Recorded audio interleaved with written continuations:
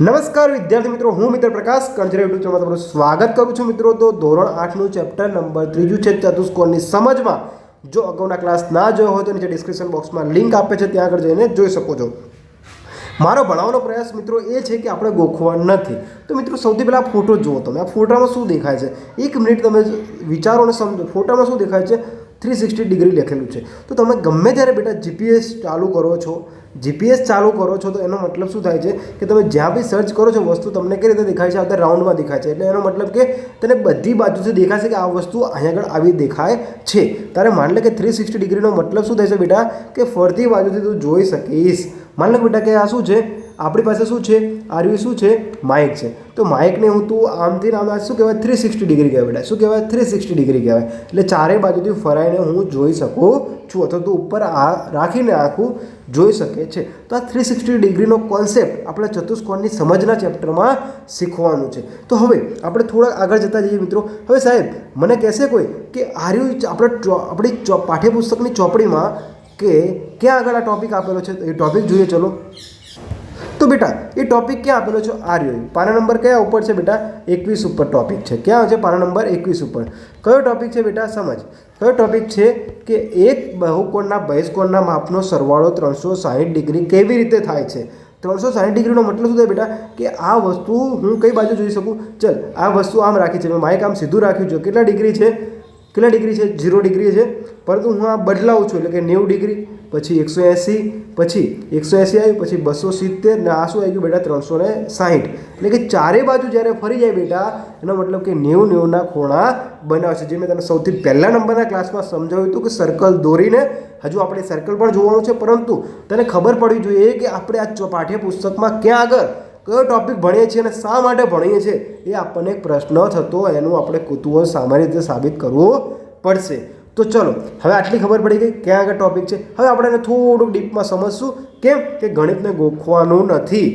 Okay મિત્રો, ચલો હવે જોઈએ. તો સૌથી પહેલાં બેટા હું કેન્દ્રમાં આવી ગયો છું. ઓકે, વર્તુળના કેન્દ્રમાં હું સેટ થઈ ગયો છું. તો વર્તુળના કેન્દ્રમાં હું સેટ થયા બાદ સૌથી પહેલાં મારા થોડા આઈ કોન્ટેક્ટ સાઈડમાં રહેશે. કેમ બેટા? કે મારો કેમેરો જે છે એ ફ્રન્ટ ઓફ સાઈડમાં દેખાતો નથી, પરંતુ તમને સમજાવવાનો પ્રયાસ કરી કે હું શું કહેવા માગું છું બેટા. હવે માની લે બેટા, એ અહીંયા આગળ શું છું? વચ્ચે હું છું. એ વચ્ચે હું છું એને શું કહે છે બેટા? આપણે સેન્ટર કહીએ છીએ. ત્યાંથી વર્તુળ દોર્યું હશે. હવે હું જતો રહું સાઈડમાં. ચલો, ઓકે, હવે ખબર પડી ગઈ હું સાઈડમાં ગયો. તો એનો મતલબ સેન્ટર એટલે કે આ વચ્ચેનો ભાગ કહેવાય. હવે બેટા આપણે આ સીધી લાઈન દોરી, એ આ દોરી, એટલે કે 4 ભાગમાં આપણે ડિવાઈડ કર્યું. હા, તો બેટા હવે જુઓ કે આ કેટલા ડિગ્રી છે બેટા? જો અહીંયા આગળ 0 ડિગ્રી લઈ છે. તો હવે આ ફોટાને હું આમ બદલાવી શકું છું. જો કેવી રીતે કરીએ બેટા આપણે જોઈએ. તો બેટા હવે એ આપણા અહીંયા સર્કલ આપણે શું કરીએ? જાતે બનાવીએ અને સમજવાનો પ્રયાસ કરીએ. ચલો, આ સર્કલ છે બેટા. હા, હવે સર્કલ દોર્યું બેટા, કે સર્કલના વચ્ચે શું હોય છે બેટા? સેન્ટર હોય છે. હા, હવે સેન્ટર હોય છે બેટા, તો સેન્ટરમાંથી આપણે શું કરીએ? 4 લાઈન દોરી દઈએ બેટા. કેટલી લાઈન દોરી? 4 લાઈન દોરી દીધી. બરાબર. હા, તો હવે માની લો કે એ આ જે સેન્ટર છે, તો બેટા અહીંયા કેટલા ડિગ્રી હશે? 0 ડિગ્રી. એટલે કે અહીંથી તમે ચાલવાનું કરો બેટા, અહીંથી શરૂઆત કરો તો અહીંથી ચાલતા અહીંયા પહોંચ્યા. તો બેટા એકદમ એક્ઝેક્ટ આ શું બની ગયો? કાટખૂણો બની ગયો. તો કાટખૂણો કેટલા માપનો હોય? 90 ડિગ્રીનો. પછી તમે અહીંયાથી ચાલતા પાછા અહીંયા આગળ આવ્યા, તો બેટા આ શું બની ગયો? બીજો કાટખૂણો બની ગયો. તો તમે ક્યાંથી ચાલવાનું ચાલુ કર્યું? તો બેટા અહીંથી શરૂઆત કરી હતી અને ત્યાંથી ક્યાં પહોંચ્યા? અહીંયા પહોંચ્યા. તો બેટા આ કેટલું થઈ ગયું? 180 ડિગ્રી. કેવી રીતે? કે આ પણ 90, આ 90, આ 90. તો એવી જ રીતે બેટા અહીંયા પણ બનશે, એ રીતે અહીંયા પણ બનશે. તો આ કેટલું થઈ ગયું? 180માં 90 ઉમેરશું એટલે કે 270, અને 270 હવે અહીં આગળ કેટલું પહોંચ્યું બેટા? 360. કેટલું પહોંચ્યું? 360 ડિગ્રી. આટલી ખબર પડી ગઈ વસ્તુ બેટા. તો હવે આ જ વસ્તુ ખબર પડી ગઈ છે.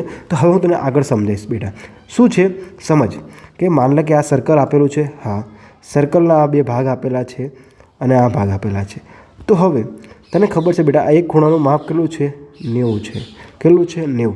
તો હું તને પૂછું કે 2A, B અને C ત્રણેયનું માપ કેટલું હશે બેટા?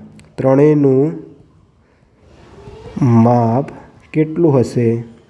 તો તું શું કરીશ બેટા? શું કરીશ કે ABCને હું ધારી લઈશ ગમે તે. ચલ એ જ લખી દઉં બધા વચ્ચે. આ એ લઈ લો, આ એ લઈ લો, તને સરળતા રહે. તો A વત્તા કેટલું છે બેટા? 90. અને ચારેય બેટા શું છે? એ આખા સર્કલનું માપ કેટલું હોય છે 360 ડિગ્રી. કેવી રીતે હતું બેટા આપણે જોઈ લીધું. હા ચલો તો હવે એ આ બાજુ રહેશે, પછી આ સરવાળામાં 90 છે તો આ બાજુ તો બાદ બાકી જશે, એટલે કે 360 માઇનસ 90. તો કેટલા વધશે બેટા? એ બરાબર 270. એટલે આટલો જે બેટા એટલે સમજ કે આટલો જે ભાગ હતો, આટલા ભાગનું માપ કેટલું હશે? 270. ખબર પડી ગઈ આટલી વસ્તુ? તો બસ આ જ વસ્તુ હતું, પણ આ બેટા શેમાં હતું? વક્રમાં હતું. શેમાં હતું? વક્રમાં. અને જે આપણી પાઠ્યપુસ્તકમાં આપેલું છે એ પાઠ્યપુસ્તકમાં બેટા શેના વડે આપેલું છે? ખૂણા આપેલા છે બેટા. આમ ખૂણાવાળું હશે, જોજે.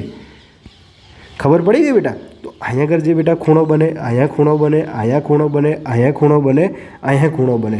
તો ટોટલ આ કેટલા બન્યા બેટા? 5 ખૂણા બન્યા. પરંતુ અહીંયા કેટલા ખૂણા બન્યા છે? 5 ખૂણા બન્યા છે. આપણે પાઠ્યપુસ્તકમાં કેટલા આપ્યા છે એ જોઈએ. પાના નંબર કેટલા કાઢવા છે બેટા? 20 કાઢવાના છે અને જોવાનો પ્રયાસ કરવાનો છે. તો ચલો આપણે તો બેટા જુઓ અહીંયા આગળ પાના નંબર કેટલા કાઢ્યા છે? 21 ઉપર કાઢવાનું છે. હા તો ચલો વાંચો, રકમ વાંચો અને સમજવાનો પ્રયાસ કરો. કેટલાક પ્રસંગોમાં બહિષ્કોણના અંગનું જ્ઞાન અંતઃકોણ તેની બાજુનું પ્રભાવ મદદરૂપ કરે છે. ચલો એ જવા દો, આપણે કંઈ લેવા દેવા નથી. તો શું છે? ચોકના ટુકડાથી જમીન પર એક બહુકોણ બનાવો. આપણે બનાવી દીધો છે બેટા. હા, બહુકોણનો મતલબ શું કે રેખાખંડથી બનતા બંધ વક્રને શું કહે છે બેટા? બહુકોણ કહે છે. એટલે આપણે જોઈ લીધું. તો આકૃતિમાં પંચકોણ દર્શાવેલો છે. તો બેટા કેટલો દોરેલા છે? પંચકોણ એટલે કે કેટલા ખૂણા હોવા જોઈએ? 5 ખૂણા હોવા જોઈએ. તો 5 કયો છે? પહેલો ખૂણો આવ્યો, એ પહેલો ખૂણો, આ બીજો ખૂણો, ત્રીજો, ચોથો અને પાંચમો. ખબર પડી ગઈ બેટા? 1 થી 5 થઈ ગયા. હા ચલો આપણે બધા જ ખૂણાના માપનો સરવાળો જાણવા માંગીએ છીએ, અર્થાત કે ખૂણો M1. બેટા આને કેવી રીતે વંચાય? M ખૂણો A. શું વંચાય? M ખૂણો 1. કયો વંચાય? M ખૂણો 1. તો આ નિશાની છે બેટા એ શેના વડે દર્શાવે છે? ખૂણા માટે. શેના માટે દર્શાવે છે? ખૂણા માટે. ખબર પડી ગઈ? તો એ શું કહે છે બેટા કે આ 5નો સરવાળો કરી દો. કેટલા ખૂણા છે? તો હું લખી શકું બેટા, કોમન લખવું તો 1 + 2 + 3 + 4 + 5. બરાબર? એને શું કરી દો? સરવાળો. તો કેટલું થશે બેટા? 360 ડિગ્રી. કેમ 360 થાય બેટા? કે 360 એટલે મતલબ કે માન લે બેટા એ અહીંયા આગળ તું ઊભો છું, એ માન લે. ચાલ 1થી ચાલુ કરીએ. તો અહીંયા આગળ તું ઊભો છું. હા તો અહીંયાથી તું ક્યાં ગયો બેટા? અહીંયાથી આ બાજુ ઉપર ગયો. ચાલ હવે ત્યાંથી બાજુ આ બાજુ ઉપર ગયો, ત્યાંથી પાછો આ બાજુ આવ્યો, ત્યાંથી પછી અહીંયા આવ્યો અને ત્યાંથી પાછો અહીંયા આગળ આવ્યો. એટલે બેટા તે શરૂઆત 1થી કરી હતી અને ફરતો ફરતો પાછો પણ ક્યાં આવ્યો? 1 ઉપર જ આવ્યો. તો કેટલું તે આખું સર્કલ પૂરું કર્યું બેટા? આ સર્કલ પૂરું કર્યું. હા તો સર્કલ પૂરું કર્યું બેટા. તો અહીંયા આગળ એ વચ્ચે આ શું દઈ દઉં હું? 4 ભાગ દોર્યા. તો આ 90 ડિગ્રી હોય તો આ કેટલો હોય બેટા? સોરી, આ 0 હોય, આ 90 હોય, આ 180 ડિગ્રી હોય, આ 270 ડિગ્રી હોય. બરાબર? તો 270 ડિગ્રી ખબર પડી ગઈ બેટા તને કેવી રીતે આવે?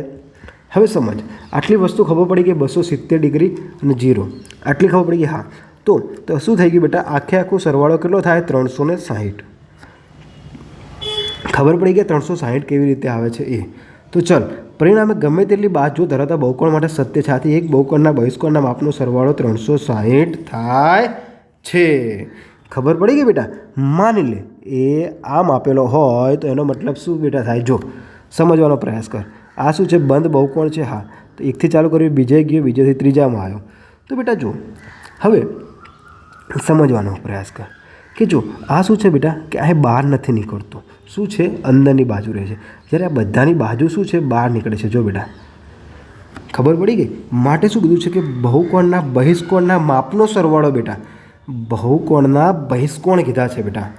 ઓકે, તો એ ખાસ ધ્યાન રાખવાનું છે. તો કેટલો છે? 360. તો અહીંયા આગળ વિદ્યાર્થી મિત્રો આપણે સમજી લીધું છે કે બહુકોણના બધા માપ સરવાળો કેટલો છે? ખૂણાનો 360. તો જો તમને વિદ્યાર્થી મિત્રો એક કોન્સેપ્ટ ઉપર કામ કરીશું અને છેક સુધી ચેપ્ટર ના ચાલે ત્યાં સુધી, જ્યાં સુધી તમારો પાઠ્યપુસ્તકનો સિલેબસ પૂરો ના થાય ત્યાં સુધી આપણે અહીંયા આગળ ચેપ્ટર શીખતા જઈશું. અને તમારે શું કરવાનું છે? આ ચેનલને લાઈક કરવાની છે, શેર કરવાની છે, સબસ્ક્રાઈબ કરીને તમારા બધા જ વિદ્યાર્થી મિત્રોને મોકલી દેવાની છે, જેથી કરીને આ જે શિક્ષણનો ધંધો ચાલે છે ગોખાવાનો એને આપણે અટકાવી શકીએ. તો મિત્રો જો તમને ના આવડતા હોય દાખલા તો મને નીચે ડિસ્ક્રિપ્શન બોક્સમાં મારી વોટ્સઅપ નંબર છે, લિંક છે, ત્યાં ફોટો પાડીને મોકલી શકો છો. મિત્રો મળીએ નવા ક્લાસમાં. જય હિન્દ, જય ભારત.